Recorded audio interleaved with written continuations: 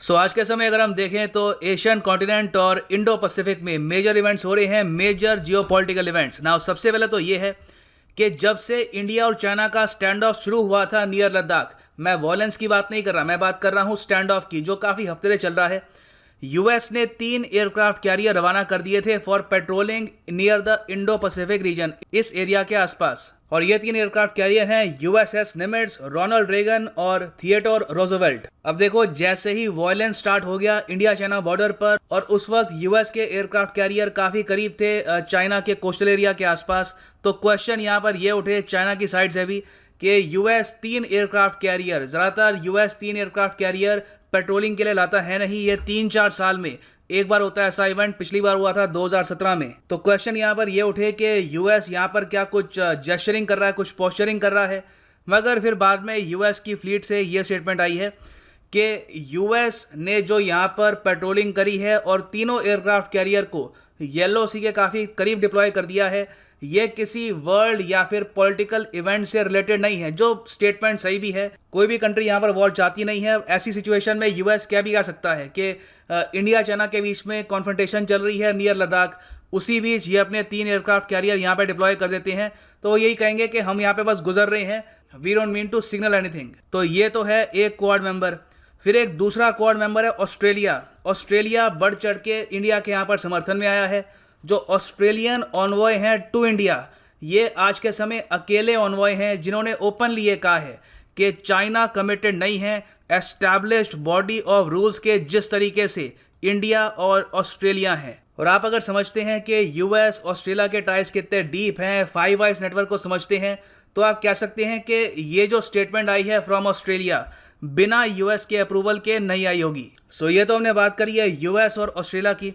फिर जो तीसरा बड़ा इवेंट यहाँ पर यह था कि जब गलवान वैली में क्लैशेस हो गई और दोनों तरफ कैजुअलिटी हुई, इंडियन साइड और चाइनीज साइड में, उसके बाद एस जयशंकर साहब जो हमारे फॉरेन अफेयर्स मिनिस्टर हैं, इन्होंने जब बात करी चाइनीज फॉरेन अफेयर्स मिनिस्टर से, इन्होंने ये कहा कि इंडिया और चाइना के बायलैटरल रिलेशंस अब सेम नहीं रहने वाले। और उसके बाद से ये रिपोर्ट स्टार्ट हो गई कि हो सकता है कि इंडिया जो आरआईसी का समिट है, रशिया इंडिया चाइना का ट्रायलैटरल समिट, इसको हो सकता है कि इस बार स्किप कर दे या फिर इसको पोस्टपोन किया जा सकता है। ऐसी रिपोर्ट्स आ रही थी, मगर finally after Russian statements, Indian statements, हम ये कंफर्म कर सकते हैं कि इंडिया अटेंड करेगा आरआईसी मीटिंग को विद रशिया एंड चाइना। यहाँ पे आप देख सकते हैं आरआईसी की कॉन्फ्रेंस होगी और एस जयशंकर साहब इंडिया को रिप्रेजेंट करेंगे। एक्चुअली यहाँ पर फॉरेन अफेयर्स मिनिस्टर्स की मीटिंग हो रही है, तो तीनों कंट्री के जो विदेश मंत्री है वो यहाँ पर पार्टिसिपेट करेंगे और ये मीटिंग मोस्ट प्रोबेबली जून 22 को होगी। अब देखो, फाइनली जब ये कंफर्म हो चुका है कि ये मीटिंग होगी, ये रशिया के लिए बहुत ही बड़ा साई ऑफ रिलीफ है, क्योंकि देखो इस वक्त आरआईसी की जो चेयर है, मतलब के चेयरमैनशिप ये संभाल रहा है रशिया। तो रशिया के अंडर अगर ये समिट ना होता तो रशिया की जो लीडरशिप है ओवरऑल एशिया में, उस पर बहुत ही बड़ा प्रश्न चिन्ह खड़ा हो जाता। जैसे ही इंडिया से रिपोर्ट्स आ रही थी कि इंडिया मोस्ट प्रोबेबली इस बार आरआईसी का इवेंट अटेंड नहीं करेगा, रशिया की तरफ से काफ़ी स्टेटमेंट्स आई कि आरआईसी काफ़ी इंपॉर्टेंट है, इसको हम फ्रीज नहीं कर सकते। और आई थिंक बैक चैनल्स में रशिया और इंडिया की काफ़ी बातचीत हुई है, काफ़ी एश्योरेंसेस दिए गए हैं, तो जाकर इंडिया यहाँ पे राजी हुआ है फॉर द आरआईसी मीटिंग। अब आरआईसी समिट है क्या, आरआईसी ग्रुप क्या है, क्या ये ब्रिक्स जैसा है? नहीं, देखिए, जो ब्रिक्स है जहाँ पे Brazil, Russia, India, China, south Africa आते हैं, वो एक ज़्यादा कॉम्प्रहेंसिव ग्रुप है, ज़्यादा बड़ा ग्रुप है। उसके अंडर एक ब्रिक्स बैंक आता है, ब्रिक्स के वेरियस और इनिशिएटिव्स हैं।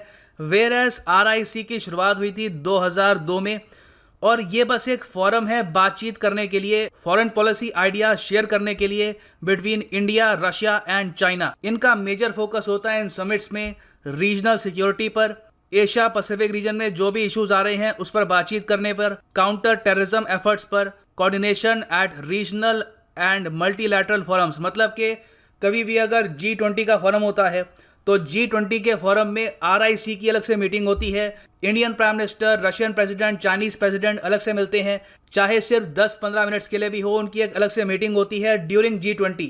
और इन द पास्ट हम देख चुके हैं कि आरआईसी की जब भी मीटिंग होती है उसमें कुछ डिफरेंसेस, कुछ आप कह सकते हैं क्रैक्स सामने आ रहे हैं। डिफरेंस देखो इस बात को लेकर है कि रशिया कंफर्टेबल नहीं है कि इंडिया आज के समय पार्टिसिपेट कर रहा है क्वाड ग्रुप में। क्वाड आपको पता होगा 4 कंट्रीज का ग्रुप है, जापान, यूएसए, इंडिया और ऑस्ट्रेलिया। और रशिया बार बार वेरियस चैनल से अपने एम्बेसडर से, फॉरेन अफेयर्स मिनिस्टर से ये कहता आया है ओपनली कि हमने इंडिया को ओपनली कहा है कि हम आपकी क्वाड में जो पार्टिसिपेशन है उसको लेकर खुश नहीं है। यहाँ पर आप देख पाएंगे द इकोनॉमिक टाइम्स का आर्टिकल है from January 2020, conveyed our concerns to India on quad on multiple occasions, Russian ambassador. और इससे पहले भी आप अगर देखो तो RIC मीटिंग में जो रशिया के फॉरेन अफेयर्स मिनिस्टर हैं सर्गेई लैवरोव, वो भी कह चुके हैं कि हम सपोर्ट नहीं करते कि कोई भी ब्लॉक बने इंडो पैसिफिक में या फिर एशिया पैसिफिक में। एक्चुअली देखिए USA ने ये टर्म स्टार्ट करी है Indo Pacific, Russia Indo Pacific को एक्सेप्ट भी नहीं करता, वो आज भी कहते हैं एशिया पैसिफिक। तो रशिया के हिसाब से एशिया पैसिफिक में कोई ब्लॉक नहीं बनना चाहिए, it is wrong for regional security. तो ये डिफरेंसेस पिछले कुछ सालों में सामने आए हैं, जिसकी वजह से RIC की जो इंपॉर्टेंस है as a trilateral group India के लिए काफी हद तक कम हो गई है, क्योंकि यहाँ पर कुछ सब्सटेंस का इशू डिस्कस अब होता नहीं है। और इस बार की मीटिंग में भी आप देख सकते हैं रशिया ने ओपनली ये कहा है कि कोई भी बायलैटरल मैटर RIC की मीटिंग में डिस्कस नहीं होगा। मतलब कि जो इंडिया और चाइना के बीच में हुआ था एट गलवान वैली, उसकी कोई भी डिस्कशन नहीं होने वाली RIC की मीटिंग में।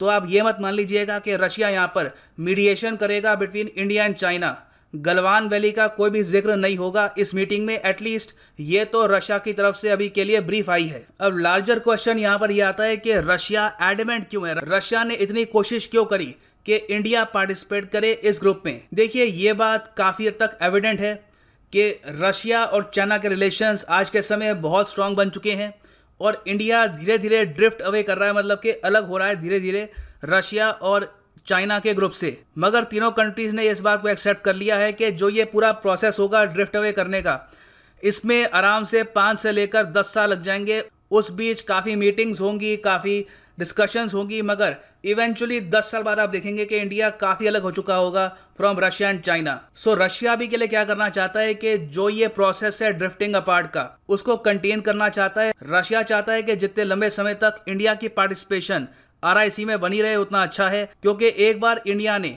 RIC से पुल आउट कर लिया या फिर RIC ठंडे बक्से में चला गया, इनकी समिट्स होनी बंद हो गई, तो इससे काफ़ी बड़ा क्वेश्चन रेज होगा on Russian influence in Asia. Now RIC के समिट को लेकर एक और इशू काफ़ी हद तक डिस्कस किया जा रहा है बिटवीन इंडिया एंड रशिया। वो ये है कि इंडिया इमरजेंसी रूट से हो सकता है कि कुछ एयरक्राफ्ट परचेज करे फ्रॉम रशिया। ये सुखोई हो सकते हैं या फिर MiG-29 या फिर दोनों।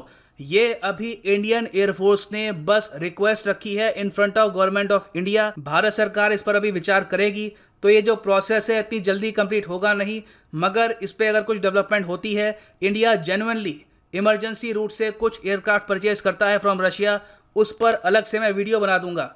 और अगेन अगर इंडिया कुछ वेपन्स खरीदता है फ्रॉम रशिया, इससे आप ये मत मान लेना कि जो ग्रैंड जियोपॉलिटिकल स्ट्रैटेजी है रशिया और इंडिया की ये चेंज हो चुकी है। आप अगर एक बिगर पिक्चर देखेंगे तो उसमें रशिया चाइना के साथ ही अलाइंड है और इंडिया क्वाड ग्रुप के साथ अलाइन हो रहा है। So this is right now the end of the video. Thanks for listening and as always God bless you all.